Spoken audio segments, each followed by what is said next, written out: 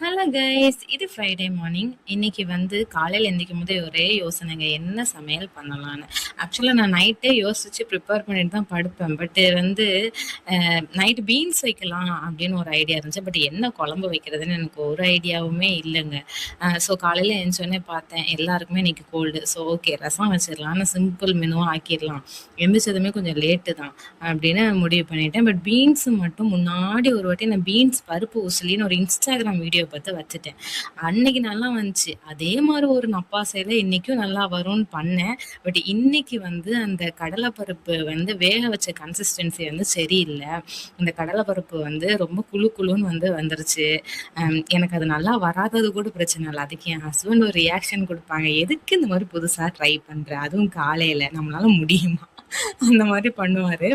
அதை நினைச்சதான் எனக்கு கொஞ்சம் டென்ஷனே தவிர மற்றபடி அது மிஸ்டேக்கா வந்தது கூட எனக்கு பிரச்சனையே இல்லை.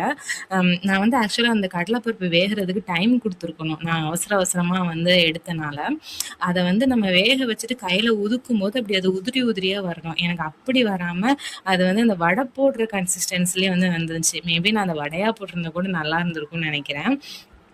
ஸோ அதுவும் இன்னைக்கு பால் பாக்கெட் வந்து வாங்க போனால் ஃபுல் க்ரீம் மில்க் தான், அது ஆரோக்கியாவோட மில்க் தான் இருக்குது. ஆவின் இல்லை 1/2 லிட்டர் பாக்கெட்டுன்ட்டாங்க. சரி, நமக்கு டீ குடிக்காமல் இருக்க முடியாது, ஏதோ ஒன்று எனக்கு 39 இருந்தாலும் பரவாயில்ல கொடுங்கன்னு வாங்கிட்டு வந்திருந்தேன். பட் ஃபுல் க்ரீம் மில்கில் டீ போட்டு குடிச்சது சூப்பராக இருந்துச்சுங்க. அந்த கேப்பச்சினோ அளவுக்கு நல்லா இருந்துச்சு, நல்ல க்ரீமியாக நல்லா இருந்துச்சு. ரொம்ப நாள் கழிச்சு நல்ல டீ குடிக்கிற மாதிரி ஒரு இது இருந்துச்சு.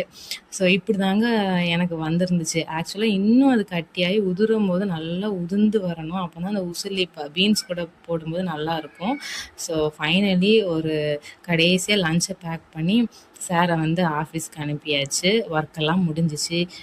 நீங்கள் புதுசாக இந்த சேனலை பார்க்குறீங்கன்னா சப்ஸ்கிரைப் பண்ணிவிட்டு பாருங்க. பா